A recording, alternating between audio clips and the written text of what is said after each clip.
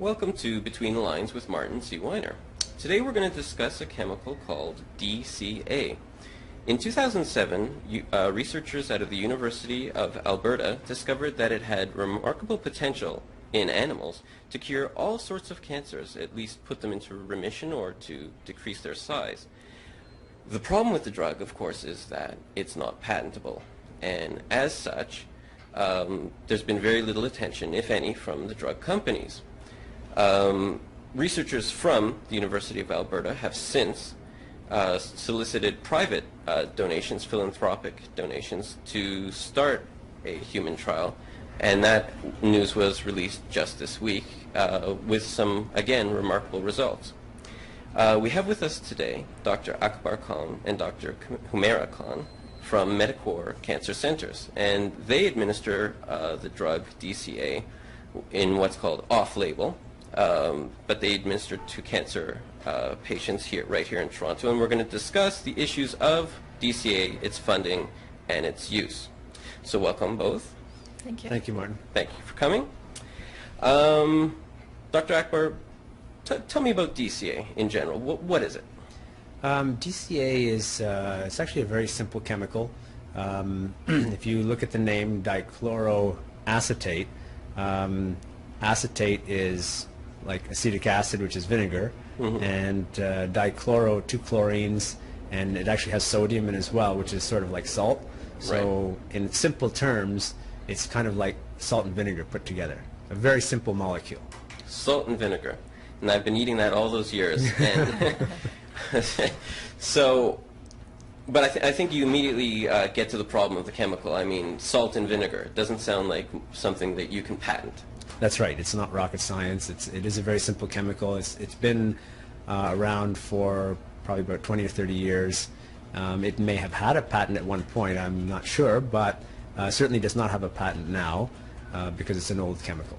Now, I understand that the same chemical has been used in humans for a disease, I believe it's called lactic acidosis. Am I correct? Yes, that's correct. It has been researched quite a bit for a disease called congenital lactic acidosis. Right.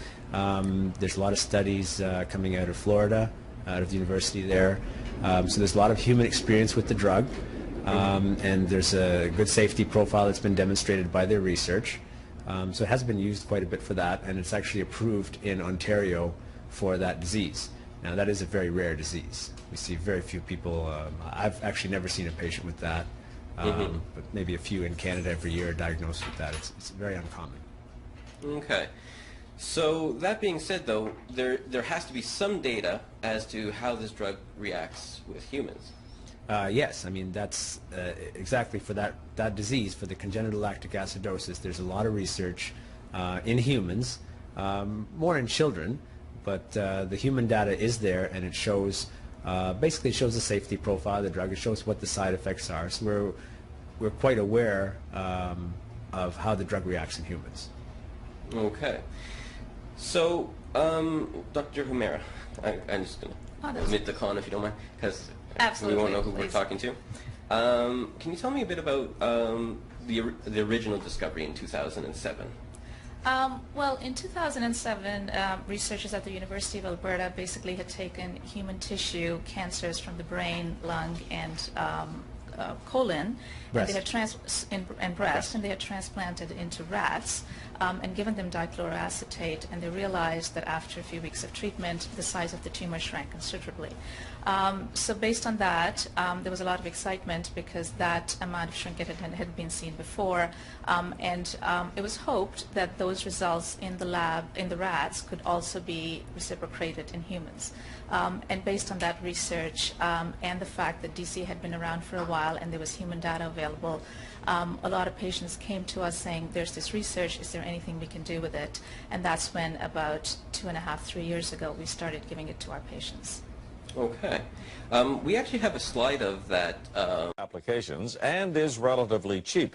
But as CTV's medical specialist Avis Favreau explains, redeveloping the drug may not fit into the business plans of the big pharmaceutical companies. The tumor is with Dr. Evangelos Mikalakis has given cancer researchers a brand new lead with an old drug, a cheap, inexpensive powder that costs just pennies a dose. You typically get this eureka kind of feeling. And it's actually the most exciting thing scientists can get. The drug, called DCA in short, has been used for decades in humans with some rare inherited diseases. When he added it to the water of mice and rats given human cancers, the results surprised him. And has this big tumor growing in his back. So you can see that even after 3 weeks there is a significant, or 70% decrease in tumor size. It shrunk brain, breast, and lung tumors in the animals in a matter of weeks, and the drug had no side effects, confirmed by tests of DCA in humans for other diseases. This kind of results, to my mind, are as good as it gets. And it seems to work by reviving the energy-producing components of human cells, allowing the cells to work normally again, triggering cancerous cells to commit suicide. Scientists agree that DCA now needs to be tested quickly in human cancer patients. This is exactly what we want, a drug that has activity, but has also minimal side effects for patients. But there's a problem. DCA isn't owned by any pharmaceutical company. There's no patent on it. So on one hand, it could become a very inexpensive new treatment for cancer.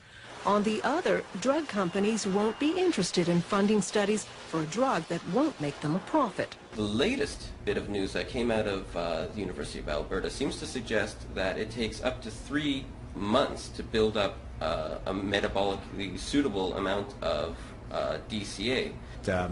In humans, the dose is limited by the side effects. Now, it is better in terms of treating the cancer to use a higher dose. It does seem to be more effective. That's our experience. But the limitation is the side effects. So how did you go about coming up with the dosing? Okay, well, basically we started off looking at the congenital lactic acidosis research. The doses they were using in children ranged from about 25 to 50 milligrams of the DCA per kilogram of body weight.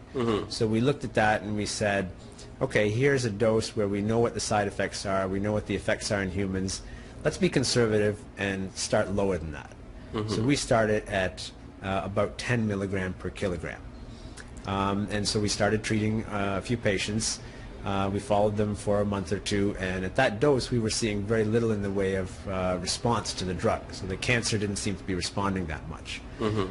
So then gradually we increased the dose, and we were very careful monitoring patients for side effects. And then when we got up to around 20-25 milligram per kilogram, we started seeing some results. Not dramatic, but we were seeing results. And then we said, you know what, let's try higher. And some of the patients were asking us, you know, please take us higher because, you know, we want to try this. We don't have anything to lose. So we tried higher, around 40-50 milligram per kilogram. And at the higher doses, we definitely saw more response, but we also saw significant side effects. And just for the viewer, what were some of those side effects? You mentioned some neural toxicities, but I mean, what does that really mean? Like, yeah, so what it really means in practical terms is you can get numbness in the tips of your fingers or in your toes. If you ignore that, you can start feeling pins and needles. It can progress, so not just the fingers, then the whole hand will be involved, or the arm, and not just the toes, it'll progress up to the foot, the leg. And again, if you continue to ignore it, you could get paralysis. Other side effects that we saw were sleepiness, memory problems, confusion, and at the high doses some patients had hallucinations. They were seeing things that weren't there. There were some behavior changes that we were seeing as well, sometimes stomach upset. Now, these side effects, you know, clearly they were significant, so once we dropped the doses down, then we found that we were able to control the side effects. And then there was the other thing that we found was, because the drug, as you mentioned, tends to build up in the body over time, we found that after 2 or 3 weeks, that's really when patients start to get side effects, when the drug was building up. Right. So based on that, instead of doing a continuous treatment, we decided to do an off and on treatment where we would give the drug for 2 or 3 weeks and then give the patients a break. And that allowed the drug to clear from the body, and that helped to minimize side effects. I understand, though, that even in the case of very severe side effects with DCA, they're typically reversible. Is that true? Yes, that's correct. The worst side effects would be forgetting where you are, start seeing things, you know, hallucinations. That would be reversible in a matter of days. The nerve problem, the nerve damage, the so-called neuropathy, that's something that might take weeks or months to reverse. but it is also reversible. But it does reverse. It does reverse. Compare, if you can, the side effects of DCA, statistically speaking anyway, with the side effects of, say, some harsher or some more mainstream cancer treatments. Well, DCA is very, very gentle compared to the other chemos. Patients who've had chemo, they can be pretty much bedridden a lot of times. There's a lot of nausea and vomiting, which is very limiting. Again, hair loss. So a lot of our patients come to us because they don't want the harsh chemotherapy. So I can't really give you like it's 5 to 1, but compared to those side effects, these side effects are very manageable. They're very short-lived, and again, with a proper dose, a lot of them can be controlled. And the other thing which Akbar didn't mention was in terms of the side effects, especially the peripheral neuropathy, he did start giving more supplements, so vitamins B's, alpha-lipoic acid, and that has seemed to help the patient a lot. So we can increase the dose a little bit without compromising the efficacy of the drug and managing the side effects at the same time. So to answer your question, I think chemo is so incapacitating in a lot of patients, whereas DCA is a much gentler and more manageable way of treating the cancer. Mm-hmm. If I may add, the worst side effects that I mentioned to you they don't happen in everyone. So right. The neuropathy, the nerve damage may happen in, let's say, 20 or 30%. Again, it depends on the dose, and the confusion or hallucinations really probably less than 10% of the time. Right. We have a slide of your side effects, and basically it shows that no side effects are present in about 44% That's of correct. people. Yeah. So and these hallucinations, et cetera, seem to be around 2%. So I mean we're right. So I mean while the side effect itself is pretty severe, it's a very low occurrence. Right. I mean that's based on our dosing and our cyclic treatment and our supplements being given at the same time. We have mentioned briefly on the website is we do have 2 patients who have a complete remission of their cancer. Yes. Metastatic cancer, which had very poor prognosis, and the cancers were growing prior to DCA treatment, and the patients took DCA for about 3 months, mm-hmm. and they have no sign of cancer, and now they're 2.5 years down the road and they're cancer-free. And those patients, we did not use excessive doses. We did not use 50 milligram per kilogram dose. I believe mm-hmm. it was closer to about 25 milligram per kilogram. So we know that you can have a dramatic response even with a more modest dose, mm-hmm. but we don't know who's going to respond that way.